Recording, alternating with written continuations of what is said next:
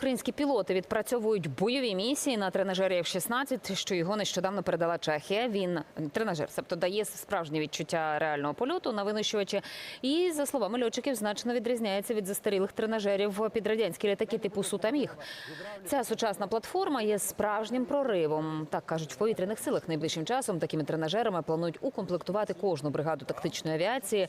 Ну і, власне, щоб пілот максимально відчув реалістичність тренувального польоту, вмонтують гідравліку. Ну і 10 наших техніків, військовослужбовців завершили навчання з обслуговування винищувачів F-16 у Нідерландах. Як повідомили у тамтешньому Міноборони, українці вправлялися в обслуговуванні всіх важливих для пілота літака частин. Також їх готували і до всіх можливих ризиків під час польотів. Тренування, зокрема, включало складання на перевірку аварійно-рятувального пакету. Це, кажуть, дозволяє пілоту вижити впродовж декількох днів після аварійної посадки. Ну, до слова, Амстердам погодився надати нам щонайменше 24 винищувачі F-16. Анатолій Храпчинський з нами, це заступник директора української компанії, виробника засобів РЕП та експерт з питань авіації. Пане Анатолію, вітаємо. Наші вітання вам. Вітаю. Пане Анатолію, здається, тренажери – це дуже добре. Про F-16, що ми всіх їх чекаємо і скільки саме чекаємо, вже проговорили. Питання у тому, що, коли, але, знаєте, від наших бесід не залежить швидкість передачі F-16 безпосередньо Україні. Питання у тому, чи готова інфраструктура. Як вам виглядає це? І не тільки питання в аеродромах, певно, що не тільки пілотів потрібно готувати. Бо для того, щоб здійснити виліт, потрібно 20 щонайменше людей, які будуть обслуговувати літаки. Чи за F-16 ця цифра значно менша? Давайте почнемо з того, що ми кажемо не про обслуговування літаків, а про підготовку до виліту. Якщо ми кажемо про підготовку до виліту, то потрібна значно менша кількість людей. І якщо ми кажемо вже про обслуговування міжремонтно-ресурсні роботи, то це вже з залученням безпосередньо представників компанії-виробника, тобто Lockheed Martin, якщо ми кажемо про F-16. Тому насправді я би сказав, що більшість нашої інфраструктури готова для прийняття літаків. Ми бачимо, що в додаткових пакетах, які надають і Сполучені Штати, і Данія, зазначено, що є оснащення для забезпечення літаків F-16 при наземному базуванні. Тобто це мається на увазі, що можливо буде додаткове обладнання в вигляді аеродромного живлення, ТЗ, тобто топливозаправщиків. Також це до цього входить і навіть органи або, так би мовити, засоби, на яких можна підвести зброю, тобто ті ж ракети, ті ж авіабомби. І для літака F-16 вони повинні бути ті, які для нього вони розроблялися. Тому, власне, зараз головна задача – це дочекатись надання все ж таки літаків від наших західних партнерів, для того, щоб можна було їх застосовувати. Але бачимо, що програма перенавчання і підготовки України передбачала перед собою 2 роки. І навіть отримання таких тренажерів – це ознака того, що в нас вже створюється певна база, тому що тренажер є невід'ємною частиною навчання або постійної роботи пілотів. Тобто ми кажемо, навіть при бойових вилітах, при навчально-тренувальних вилітах є вправи, які робляться спочатку на тренажері. Навіть у досвідчених пілотів, які допущені до самостійних польотів. Є вправи, які вони роблять на цих тренажерах. Як бачимо, тренажери більш сучасні, вони будуть оснащені гідравлікою, додають повного ефекту присутності.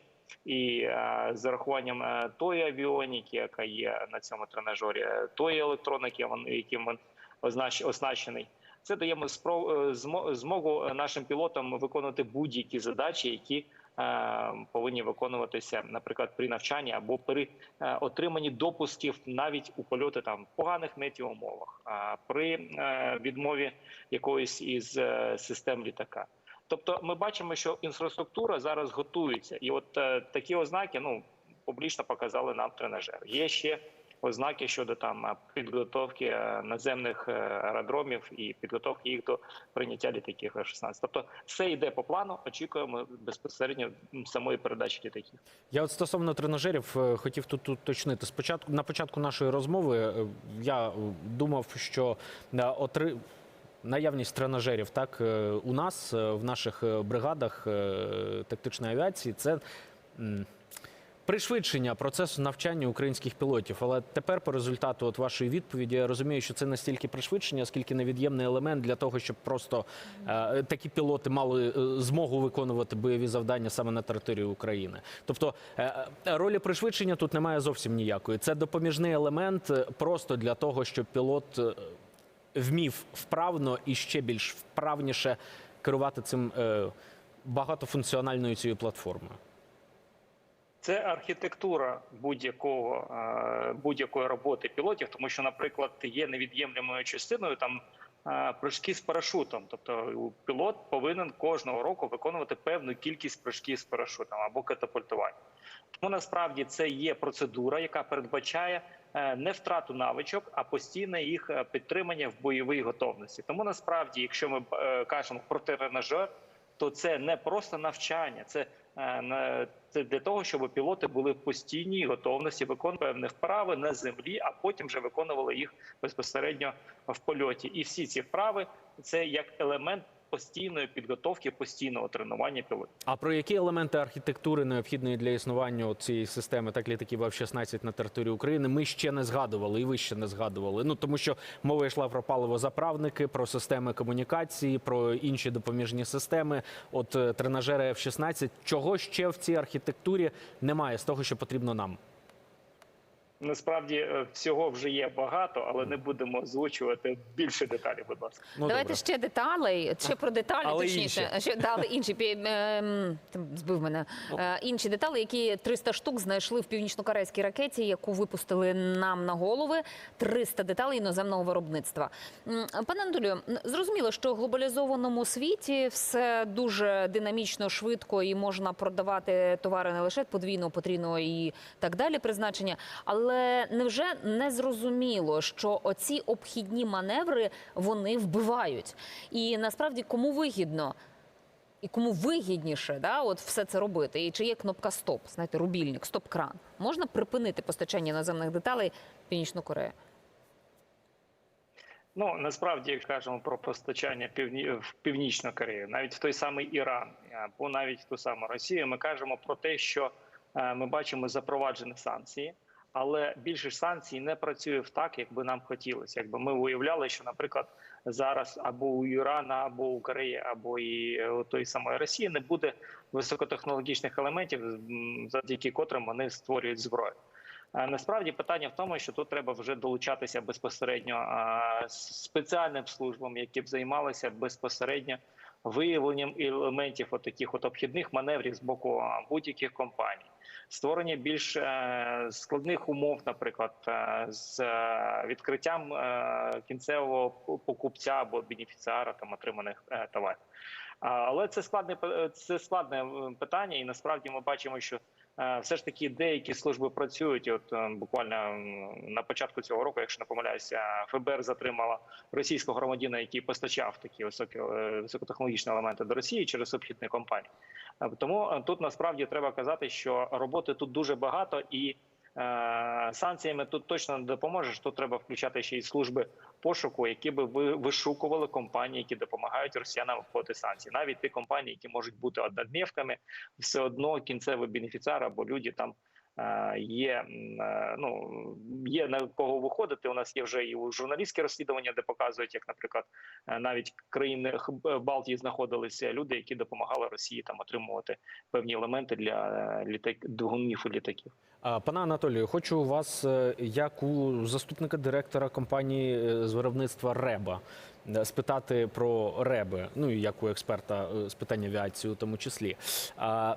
На власному досвіді зіткнувся з тим, що від моменту замовлення до моменту отримання системи радіоелектронної боротьби у мене пройшло десь близько 2 місяців, що викликало у мене багато питань.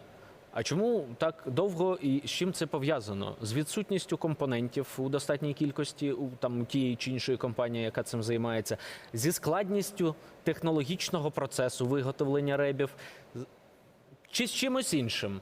Ну, тому що причина ж повинна бути або об'єктивна, або необ'єктивна. Ну, на 3-му році повномасштабки, мабуть, тільки об'єктивні повинні бути причини. Роз'ясніть, чому так довго можуть робити одну систему радіоелектронної боротьби там для однієї автівки, щоб захистити її від ворожого FPV-дрона? Насправді, якщо ми кажемо про можливість швидкого постачання засобів радіоелектронної боротьби, то ми повинні казати про прогнозованість закупівель. Тобто це коли компанії, розуміючи запит від держави або від, наприклад, приватних фондів, організацій, може спланувати закупівлю необхідних компонентів собі на склад і потім з цих компонентів робити, наприклад, якусь кількість засобів протидії. Власне, тому і ми стикаємося з тим, що деякі компанії, які пропонують засоби, не передбачають перед собою наповнення цього складу за рахунок обмеженого фінансування. І тому, наприклад, створення деяких засобів затягується там на 2 місяці. Знов таки є велика кількість компонентів, які закуповуються за кордоном. Наприклад, ми працюємо з власними розробленими генераторами і закуповуємо частково тільки підсилювачі, наприклад. Але це ж теж все робиться в країнах Європи або в країнах Кореї. Тобто ми беремо те, що високотехнологічно не виробляється в Україні. Але наразі зараз ми можемо сказати, що є певні ознаки появи таких елементів, котрі вже починають розмірковувати, тобто деякі компанії починають розмірковувати щодо створення цих засобів вже на території України. Тому, власне, ми кажемо здебільшого постійно ми і на цьому наголошуємо, що за рахунок створення прогнозованості закупівлі ми зможемо наповнювати склади для того, щоб більш оперативно вирішувати ці питання. Спасибо. Ну і звісно, да, тобто ми кажемо про те, що насправді в термін будь-якого засобу, який би захистив би наших хлопців, може збиратися значно швидше за рахунок масштабування бізнесу. Дякуємо за ці роз'яснення, пане Анатолію, вам. Анатолій Грабчинський – це заступник директора української компанії виробників РЕП і експерт з питань авіації. Він був на прямому відеозв'язку.